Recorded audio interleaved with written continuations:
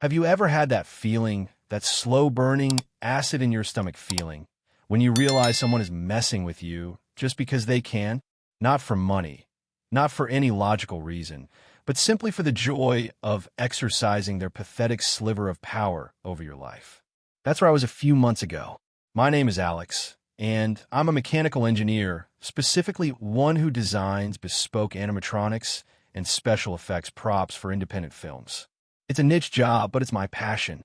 It means my life is filled with servos, microcontrollers, and a deep understanding of how to make things pop, whir, and explode in very specific, controlled ways. By nature, I'm a quiet guy. I bought my modest little house in the Oak Bridge Estate subdivision for one reason: peace. I wanted a place where I could tinker in my garage, tend to my small garden, and not be bothered. My desire for a tranquil existence, however, ran headfirst into the brick wall that was Brenda, the president of our homeowners association. Brenda was a woman who seemed to be fueled by decaf lattes and the perceived infractions of others. She patrolled the neighborhood in her golf cart, a clipboard her scepter, and a measuring tape her sword, ready to cite anyone whose grass dared to grow a quarter-inch over the prescribed 3-inch limit. Her initial reign of terror was manageable, a series of annoying but ignorable notes about my recycling been being visible from the street for 2 hours too long. But then, my packages started disappearing. The first was a set of high-torque servo motors from Japan, essential for a project I was on a deadline for. I tracked the package. It said delivered, left at front door, but my porch was empty. I chalked it up to a mistake, a porch pirate, something random. I reordered. The next to vanish was a collection of rare, out-of-print books on practical effects. Then a custom-ordered set of carbon fiber rods. Each time, the tracking confirmed delivery. Each time, my porch was bare. The frustration was immense, but it was the violation of it all that truly got under my skin. My home was my sanctuary, and someone was plucking things right off its doorstep. My quiet life was being disrupted, and the peace I'd worked so hard to build was eroding with every missing box. What Brenda, our self-appointed queen of beige siding and manicured lawns, didn't know was that she wasn't just provoking a quiet engineer. She was provoking a man whose entire career was based on precision, planning, and creating spectacular, unforgettable moments. She thought she was just stealing boxes. She had no idea she was about to become the star of my greatest practical effect yet. Have you ever been pushed so far that the only logical response is to use your unique skills to push back, not with anger, but with overwhelming, undeniable, and beautifully engineered precision? This is the story of how I did just that, and how a little bit of glitter, a GPS tracker, and a whole lot of ingenuity brought down a petty tyrant.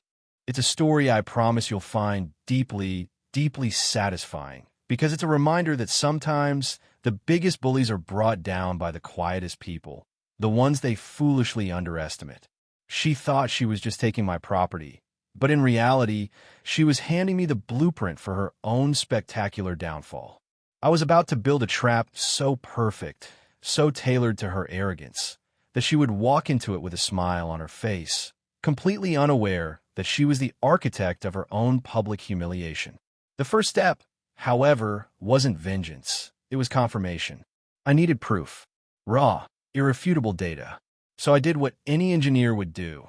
I designed a better data collection system. I invested in a high-resolution doorbell camera, one with a wide field of view and crystal-clear night vision. I felt a little silly, like I was fortifying a castle against a ghost, but the feeling of helplessness was worse. The camera went up on a Tuesday. On Thursday, I ordered a deliberately tempting but ultimately inexpensive item, a fancy-looking box of artisanal chocolates. I got the delivery notification at 2:15 p.m. while I was at my workshop. My heart hammered in my chest.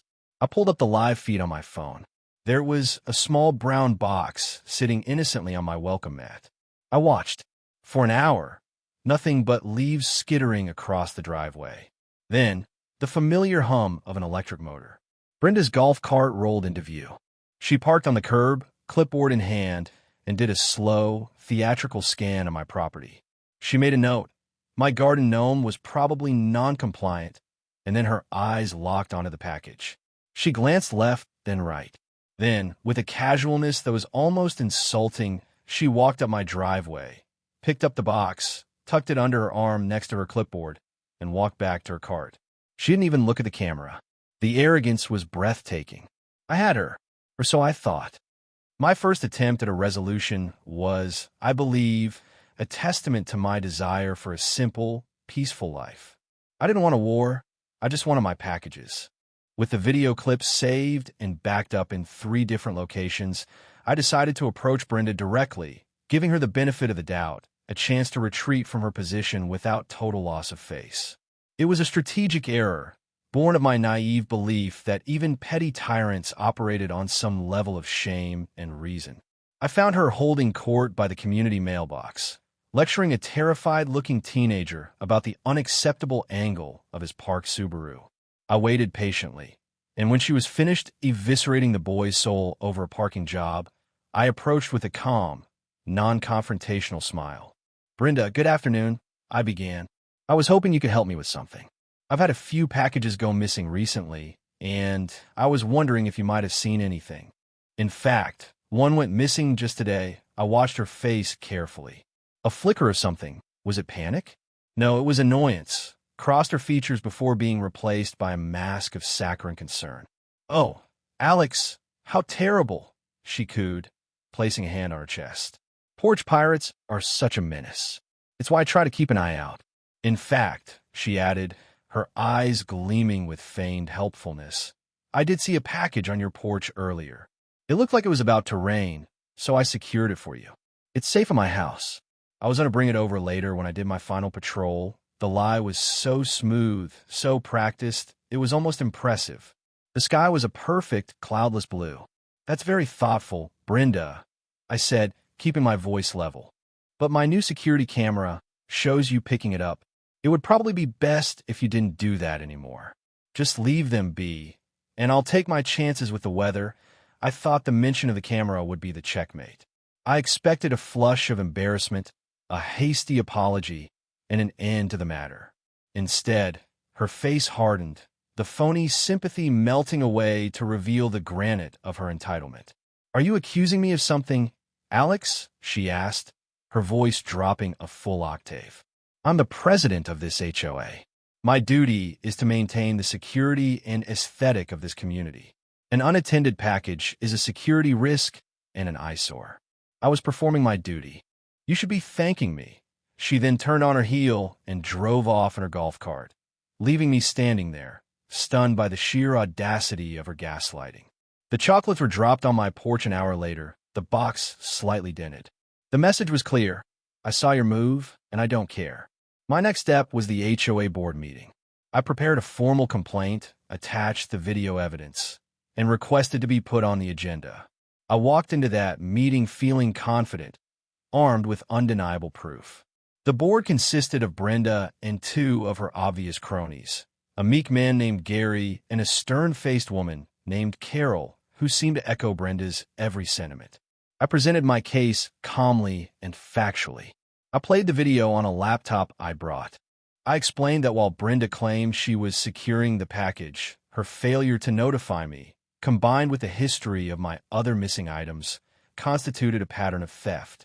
Gary looked uncomfortable, but Carol just sniffed dismissively. Brenda, seated at the head of the table like a queen, didn't even flinch. When I was done, she smiled that venomous, sweet smile again. "Thank you for your presentation, Alex," she said, her tone dripping with condescension. "As I explained, I was securing your property. The board recognizes my diligence in this matter. What we should be discussing is the unauthorized installation of your surveillance camera. According to Section 7, Paragraph 4 of the bylaws, any external modification, including cameras, must be approved by the Architectural Review Committee." She slid a piece of paper across the table. It was a formal violation notice and a fine for $200. I was speechless. I had come with proof of a crime, and I was leaving with a fine for the very device that had recorded it. They had turned my evidence into an offense. The escalation was breathtaking. Brenda wasn't just a thief. She was a master of weaponizing bureaucracy. She had twisted the rules I had agreed to live by into a shield for herself and a cudgel against me. That was the moment my desire for peace died, replaced by a cold, clear, and intensely focused determination. She had rebuffed reason. She had dismissed evidence. She had escalated a simple request into a declaration of war. Fine. If she wanted to play by a different set of rules, then I would write a new rule book, one that she wouldn't even see coming. My workshop, once a place of creative joy, was about to become a war room. The game was no longer about retrieving packages. It was about dismantling her entire corrupt system.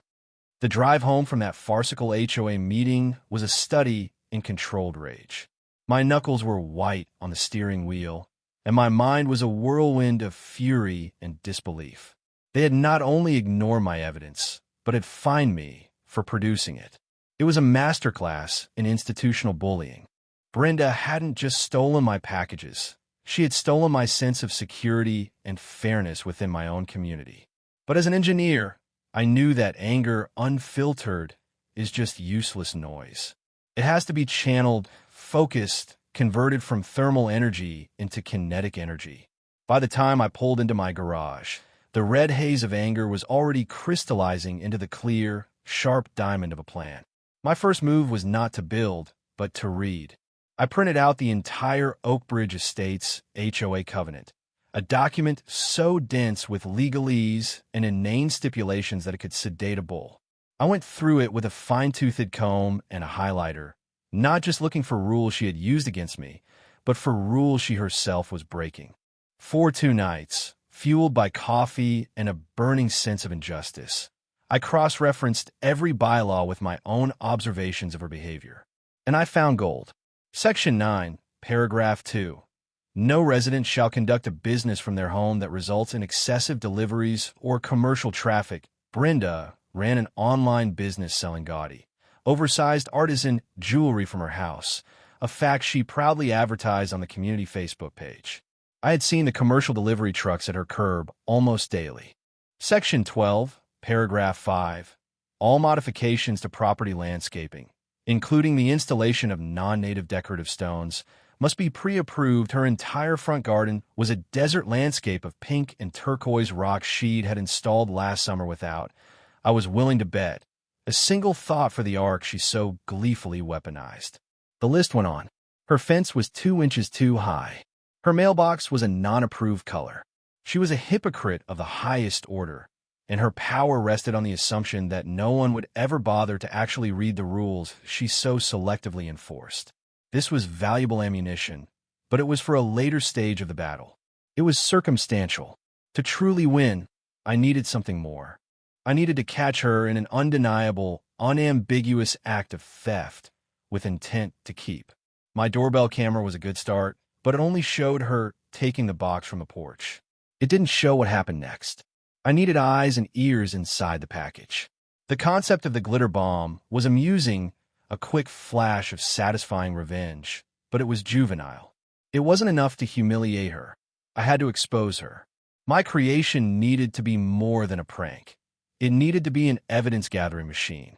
I began sketching, my workshop transforming into a den of meticulous planning. I christened the project the Trojan Box, its mission, to be taken by the enemy, to be brought behind her walls, and to document its own demise, and hers along with it. The payload would be multi-layered. First, the glitter. Not just any glitter. I sourced ultra-fine, forensic-grade glitter in a particularly obnoxious shade of magenta. More importantly, it was mixed with a UV-reactive, non-toxic, but incredibly persistent powder. It would be invisible in normal light, but would flare like a supernova under a blacklight. It would get on her hands, her clothes, her carpet, her very soul. Second, the sensory package. I embedded 2 micro cameras, the kind used in high-end drones, into the inner flaps of the box, positioned to give a wide-angle view of whoever opened it. I wired them to a motion sensor and a small, solid-state recording device with a massive battery life. A tiny condenser microphone would capture every triumphant gasp, every greedy mutter. Third, a GPS tracker. A simple, off-the-shelf magnetic tracker tucked into a false bottom, that would ping its location to my phone every 30 seconds. This would provide the unbroken chain of custody, from my porch to the heart of her fortress. Finally, the bait. It had to be something she would want. I knew from her tacky jewelry business that she had a taste for the garish. I bought a cheap, oversized, rhinestone-encrusted designer handbag knockoff online. It was hideous, but to her, I suspected it would be irresistible. The most critical part was the deployment mechanism for the glitter. I didn't want an explosion. That could be messy and unpredictable. I needed distribution. I designed a small, spring-loaded centrifugal spinner, powered by a simple servo motor. When the box flaps were opened past a certain angle, it would trigger the switch, and the spinner would whir to life for 3 seconds, creating a silent, inescapable vortex of shimmering, incriminating dust. For a week I worked. I coded the microcontroller, soldered the tiny wires, tested the camera angles, and calibrated the spinner. The final product looked like any other ordinary shipping box. It was weighted correctly, sealed with standard packing tape, and adorned with a fake shipping label addressed to me. It was my masterpiece, a perfect little vessel of justice. While I was building, Brenda was escalating. I received another fine, this time for improperly stored gardening tools because I had left a trowel next to my rose bushes. It was a clear message. I am watching you. I can do this all day. I paid the fine without protest. Let her think she was winning. Let her grow more confident, more arrogant. Overconfidence is a fatal flaw, and I was patiently building the machine that would exploit it. She thought she was the apex predator of Oakbridge Estates. She had no idea that I, the quiet engineer, was simply a different kind of hunter. I didn't need to chase my prey. I just needed to build the perfect trap and wait for the prey to ensnare itself. The assembly of the Trojan box was a delicate, nerve-wracking process. Every component had to be perfectly integrated, completely invisible to a suspicious eye. I spent an entire evening fabricating a false bottom out of layered cardboard and adhesive, creating a slim compartment just large enough for the GPS tracker. The wiring for the cameras and microphone had to be threaded through the corrugated channels of the box itself, a task that required surgical precision and a great deal of patience. The cameras, each no bigger than a shirt button, were nestled into tiny holes I'd made with a heated needle, then camouflaged with a dab of ink to look like part of the printed pattern on the inside flap. The centrifugal glitter dispenser, my pride and joy, was the centerpiece. I built a small housing for it from lightweight plastic, securing it to the bottom of the box. The trigger was a simple contact switch connected to the main flap. Once it opened beyond a 45-degree angle, the circuit would complete. I tested it a dozen times with sand instead of glitter, fine-tuning the motor speed and the duration of the spin to create the optimal cloud of particulates, a silent, inescapable shimmer storm. The final touch was the bait. The fake designer handbag was almost painfully gaudy, covered in cheap, oversized crystals that caught the light in a way that screamed expensive to the untrained eye. I wrapped it in a layer of crinkling tissue paper to enhance the sensory experience of opening it, to make the moment of discovery that much more satisfying for the thief. My goal was to create a package so tempting that Brenda's flimsy excuse of securing it would be utterly transparent. No one secures a package by taking it home and tearing it open with glee.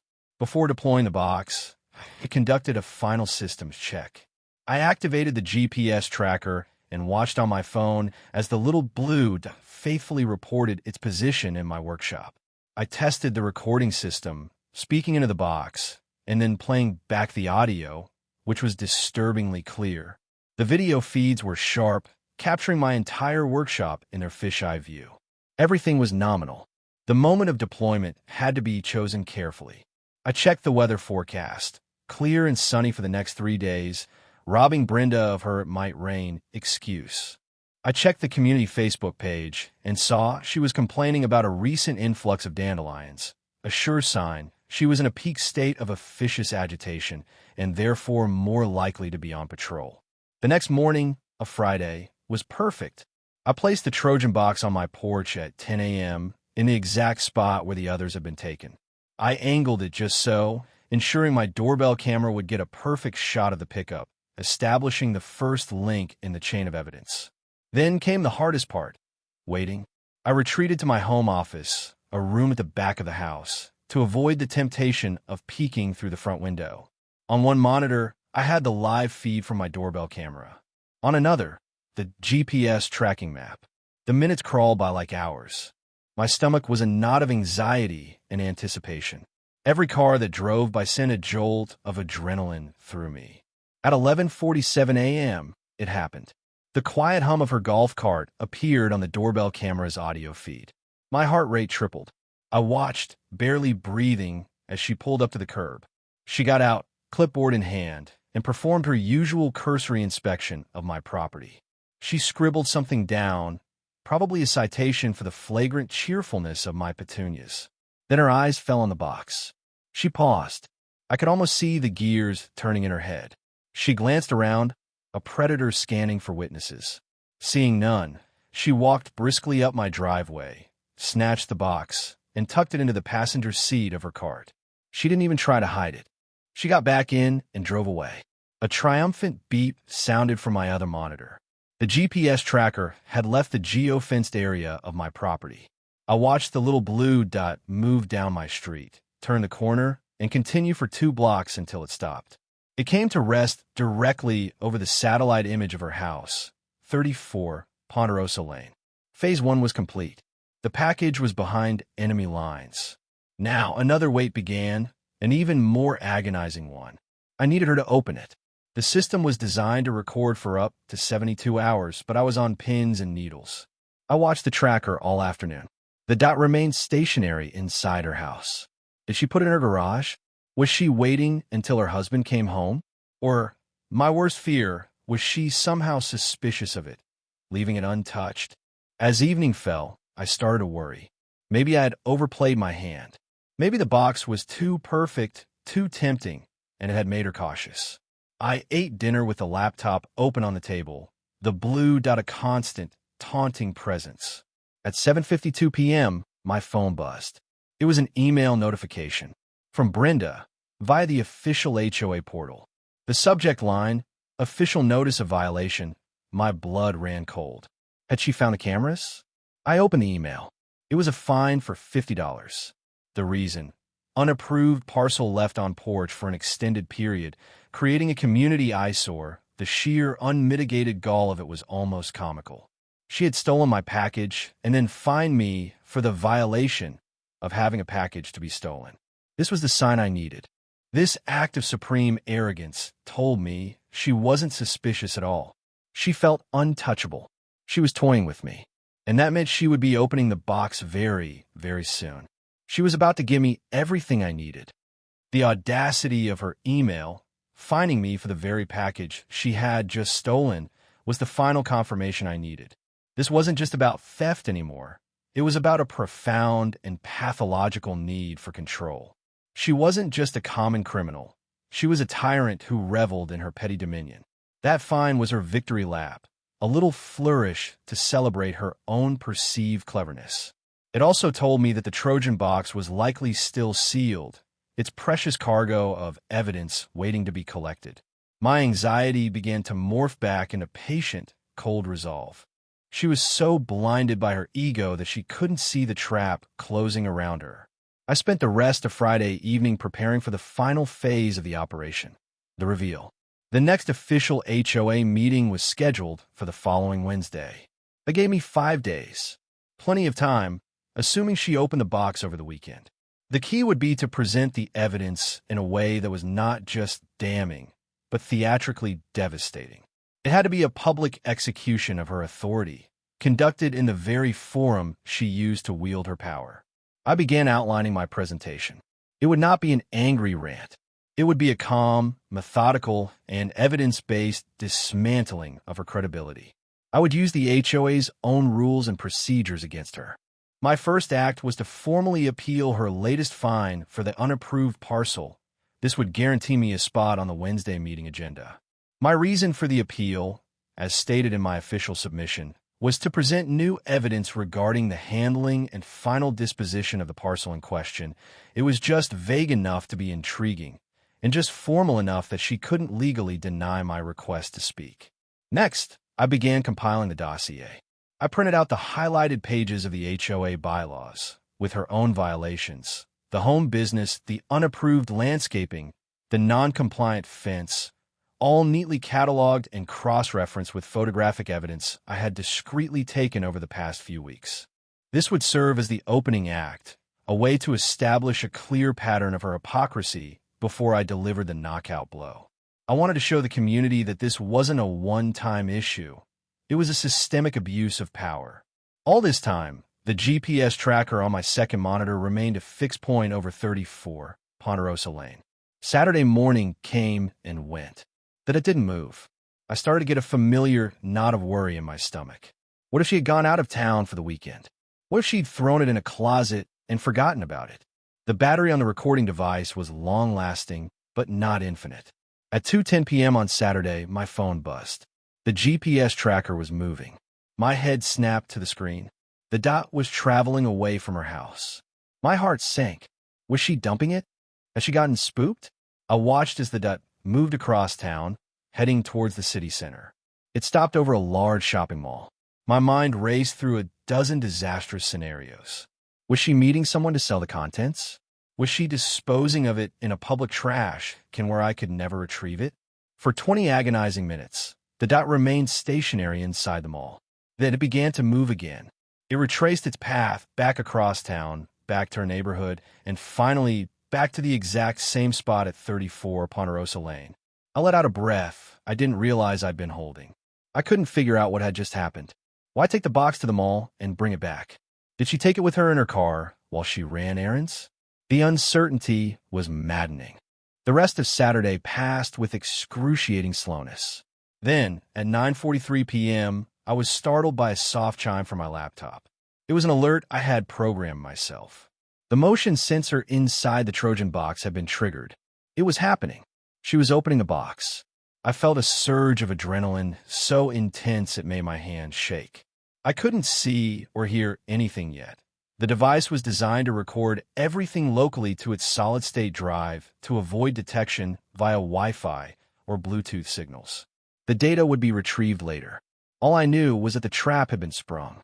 I imagined the scene in her living room. The rustle of the tissue paper, her eyes widening at the sight of the gaudy, rhinestone-covered handbag, the greedy smile spreading across her face. And then the silent, efficient whir of the servo motor. The centrifugal spinner coming to life, casting a fine, shimmering, inescapable cloud of magenta justice all over her clothes, her hands, and her immediate surroundings. For the next 3 days, I lived with the knowledge that the evidence I needed was sitting on a tiny memory card, just 2 blocks away, inside my Trojan box, which was presumably now in her trash. The waiting was the purest form of torment. I had to resist every impulse to go over there, to find a way to retrieve the box. That would compromise everything. I had to trust my design. The final piece of the puzzle was retrieving the box itself. I knew her trash collection day was Tuesday morning. On Monday night, under the cover of darkness, clad in dark clothing like some kind of suburban ninja, I executed the final and riskiest part of the plan. I walked down the street, my heart pounding with every rustle of leaves, and approached her house. As I'd hoped, her trash and recycling bins were already at the curb. I casually walked past, then, making sure no one was watching, I doubled back. With a gloved hand, I lifted the lid of her recycling bin. And there it was, the flattened cardboard of my Trojan box.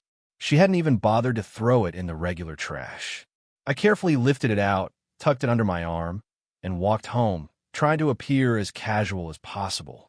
Back in the safety of my workshop, I felt like an archaeologist opening a long-lost tomb.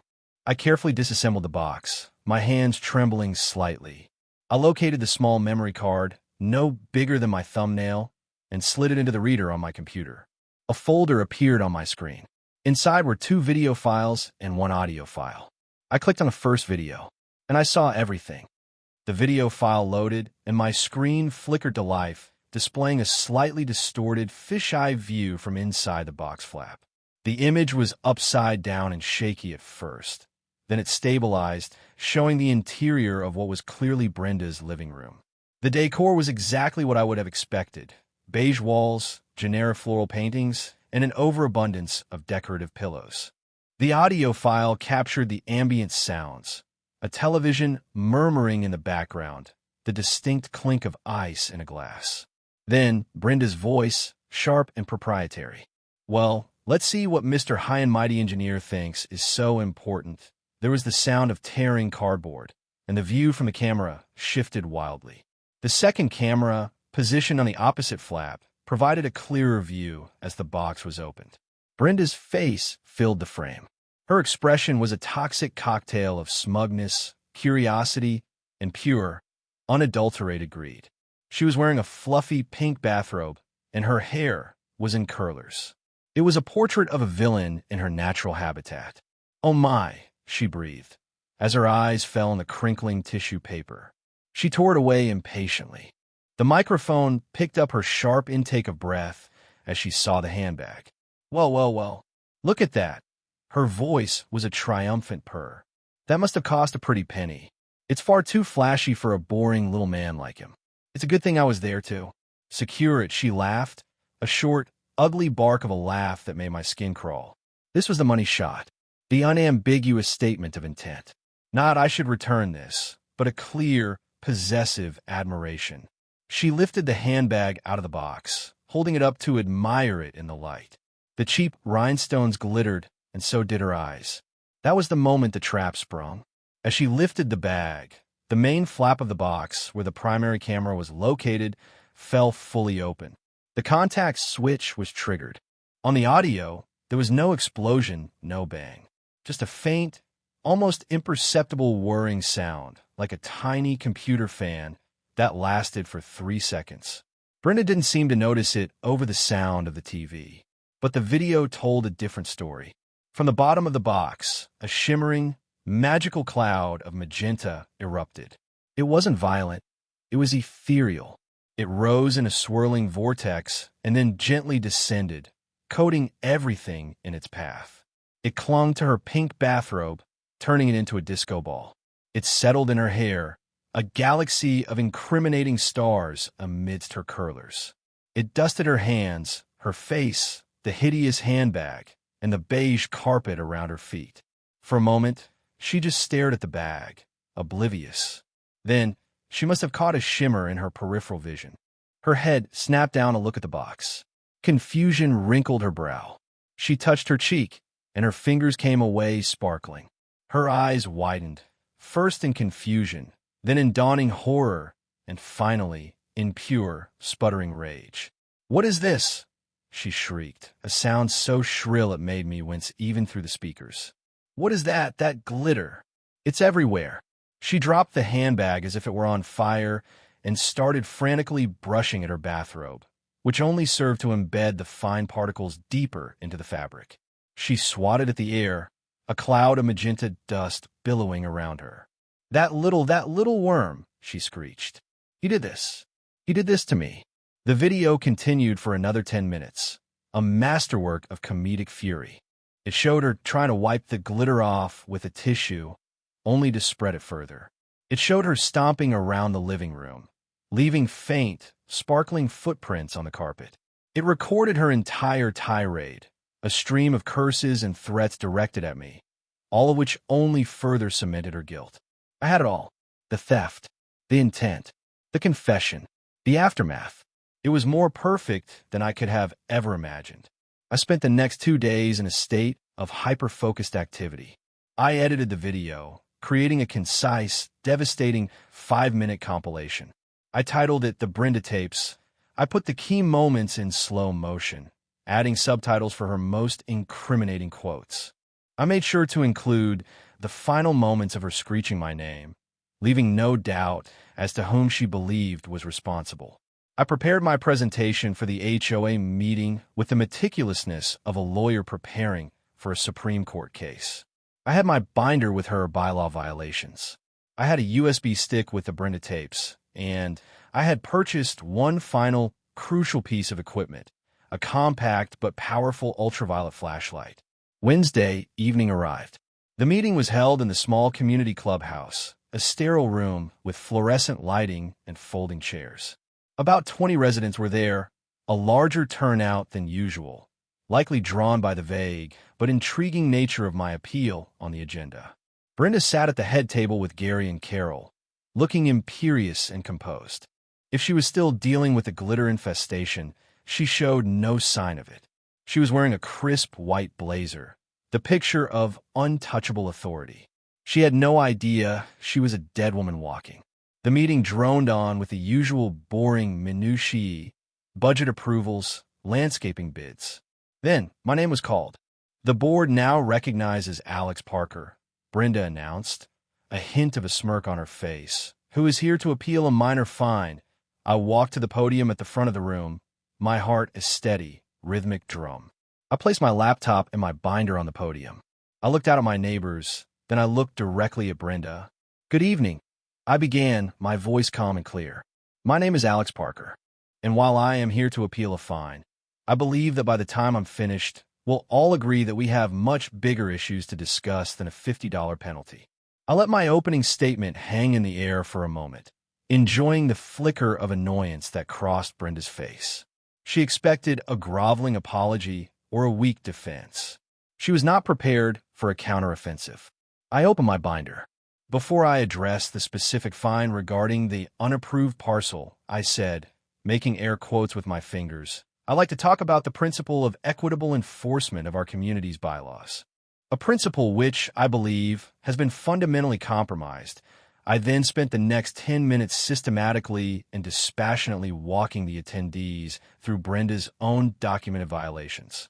I projected photos onto the wall behind me using the clubhouse's projector. A picture of the daily delivery trucks outside her house, next to the bylaw prohibiting home businesses with excessive traffic.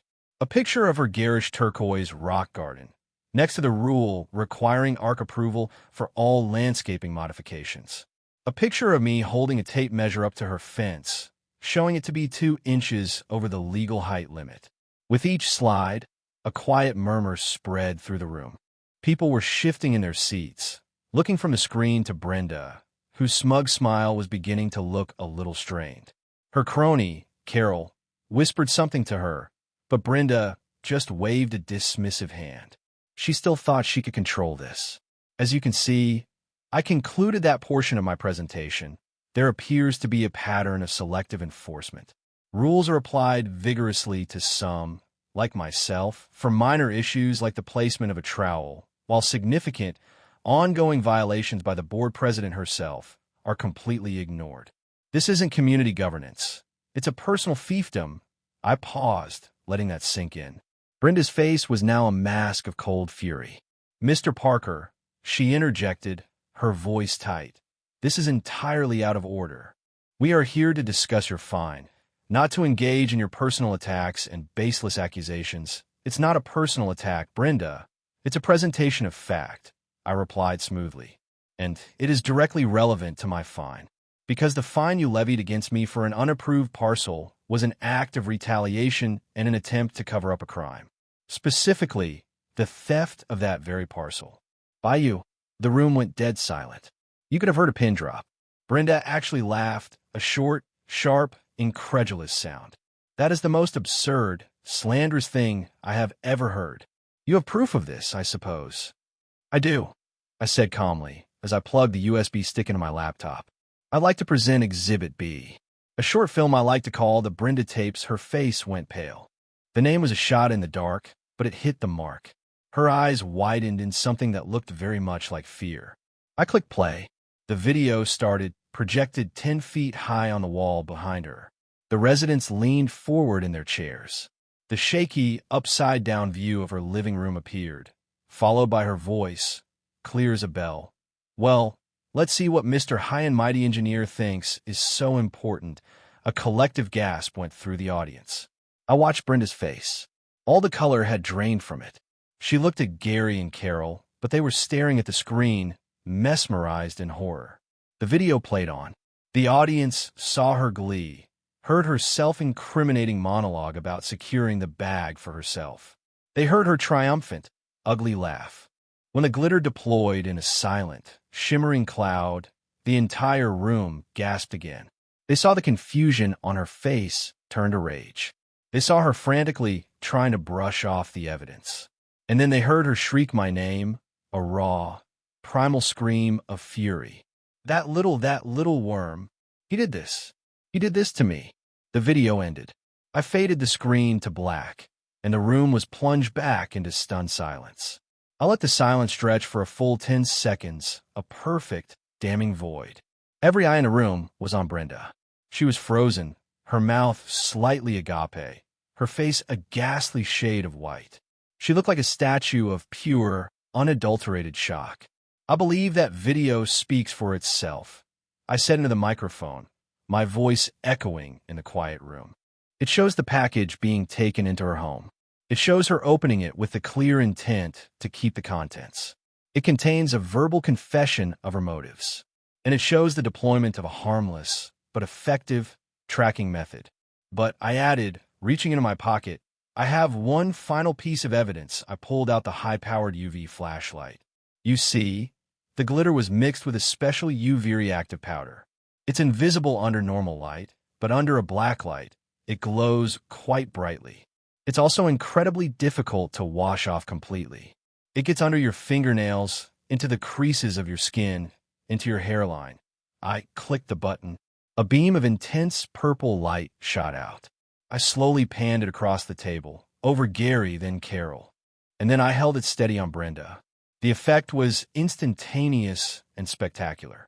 Her hands, resting on the table, lit up as if they were radioactive. Her face, her neck, and her hairline erupted in a constellation of glowing magenta specks. A woman in the front row shrieked. Brenda looked down at her own hands, saw them glowing like a demon's in a horror film, and for the first time, she completely lost her composure. The dam of her arrogance broke, and a tidal wave of pure rage poured out. Brenda stared at her glowing hands, her mind clearly struggling to process the totality of her exposure. The glowing specks were like 1,000 tiny, silent accusers, impossible to deny, impossible to brush away. The room, which had been silent, erupted into a cacophony of whispers, gasps, and angry murmurs. My neighbors were looking at each other, then at Brenda, their expressions a mixture of shock, disgust, and for some who had been on the receiving end of her tyranny, a slowly dawning sense of vindication. "This is a trick," Brenda finally stammered, finding her voice. It was shrill, desperate. "He planted this. This is an assault. This is illegal." She looked wildly at her two board members for support. Gary, the meek one, looked like he wanted the floor to swallow him whole. He refused to meet her gaze, instead staring intently at a scuff mark on his shoe. Carol, however, ever the loyal lieutenant, tried to mount a defense. "Brenda is right," Carol said, her voice attempting a tone of authority that just came out as shaky. "Mr. Parker has admitted to building some kind of device, to spying on our president. He violated her privacy." A man in the back of the room, a retired lawyer named Mr. Henderson, whom Brenda had once fined for having a political sign in his yard 2 days after an election, stood up.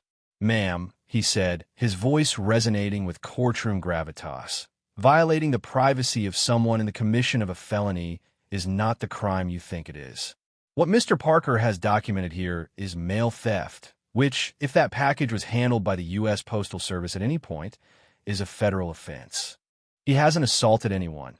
He's collected evidence." The mention of a federal offense seemed to suck the remaining oxygen out of the room. The stakes had just been raised from a neighborhood squabble to a serious crime. Brenda's face, still faintly glowing under the ambient UV from the fluorescent lights, crumpled. The rage was replaced by a dawning, terrifying panic. "This is a witch hunt," she cried, pointing a sparkling finger at me. "He's been after me from the beginning. He hates this community. He hates the rules." "No, Brenda," I said, my voice cutting through her hysteria. I had remained at the podium, a fixed point of calm in the chaos she had created. "I love this community. I love the peace and quiet I came here for. What I hate is a bully who uses the rules not to build a better community, but to build a personal kingdom. You don't enforce the rules. You wield them as a weapon against anyone you don't like, while ignoring them completely for yourself. You're not a president. You're a hypocrite and a thief. My words landed like hammer blows. The truth of them was undeniable, especially now that everyone had seen the proof of her own violations. People were nodding in agreement. I saw a woman I recognized from down the street who had been forced to tear out a beautiful rose garden Brenda had deemed inappropriate. Give me a small, determined nod. The tide of public opinion, a force Brenda had always managed to manipulate, had turned against her with the unstoppable force of a tsunami. Gary, finally seeing which way the wind was blowing, began to distance himself. "Brenda, I think we need to address this," he stammered, pushing his chair back from the table slightly. This is very serious." "Shut up, Gary," Brenda snapped, turning on him. "You were fine with it all when it benefited you." That admission, that slip of the tongue, was the final nail in her coffin. She had just implicated her own board in her corrupt practices. Carol's face went rigid. The residents erupted again, this time with open anger. "What does she mean by that?" someone shouted. "What else have you been doing?" another demanded. The meeting had devolved into a full-blown insurrection. Brenda looked around at the angry faces of her neighbors, the people she had lorded over for years. There was no fear in their eyes anymore, only contempt. She was a queen with no subjects, a general with no army. Her power, which had always been an illusion built on intimidation and bureaucratic nonsense, had evaporated under the harsh light of the truth and a little bit of UV. She grabbed her purse and her clipboard, a reflex more than anything, and stood up abruptly. "This meeting is adjourned," she declared, her voice cracking. "No, it's not," Mr. Henderson said calmly from his seat. "According to the bylaws, a meeting can only be adjourned by a majority vote of the board, or, in the absence of a quorum, by the present members. You, madam, have lost the confidence of this community with nothing left to say, no rules left to twist, no one left to bully. Brenda did the only thing she could. She fled. She pushed her way through the crowd, ignoring the jeers and the angry questions, and burst out of the clubhouse doors into the night. We all listened as the hum of her golf cart started up and then faded into the distance, a pathetic, whining retreat. The room was quiet for a moment, and then someone started to clap, then another and another. Soon the entire room was filled with applause. It wasn't for me, not really. It was for the feeling of liberation, the cathartic release of years of pent-up frustration. Justice, in a small clubhouse on a Wednesday night, had finally been served. The aftermath was swift and decisive.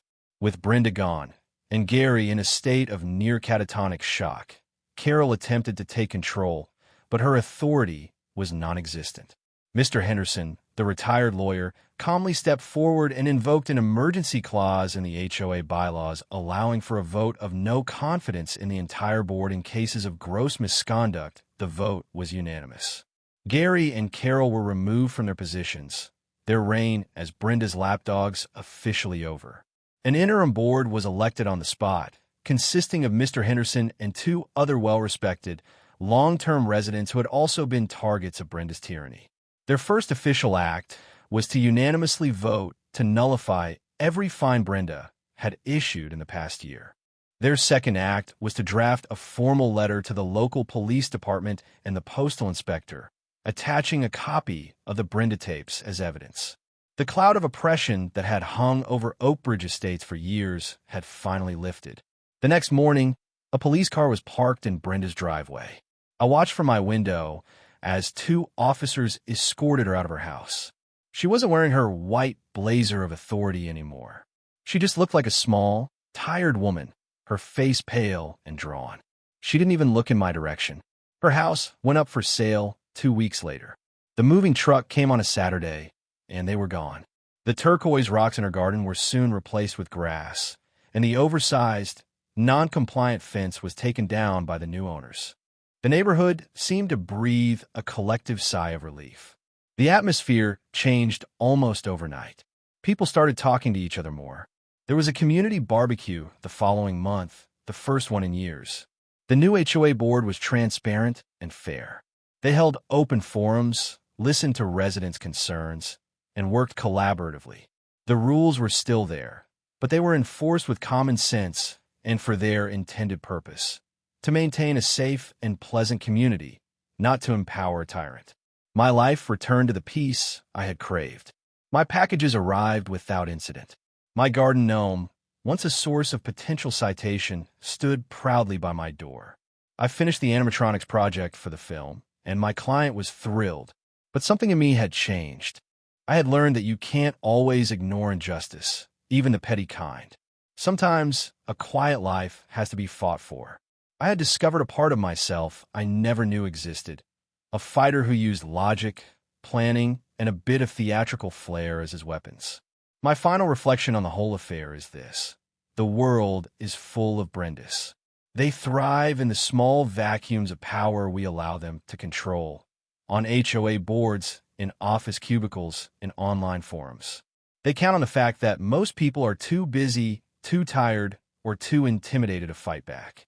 They believe their power is absolute because it has never been truly challenged. What my story proves is that you don't have to be loud or aggressive to win. You just have to be smarter. You have to be more patient. You have to use your own unique skills, whether it's engineering, law, accounting, or just a deep understanding of people, to turn their own arrogance and their own systems against them. The Trojan box wasn't just a glitter bomb. It was a metaphor. It was an unassuming object that carried within it the seeds of an empire's destruction. And it's a reminder that the most effective way to deal with a bully is to build a trap so perfectly tailored to their own worst instincts that they walk into it willingly, all while humming a triumphant tune. So, I ask you, what's the petty tyrant in your life, and what's the Trojan box you could build to deal with them? Sometimes, all it takes is a little bit of clever engineering to restore peace and quiet to the entire neighborhood.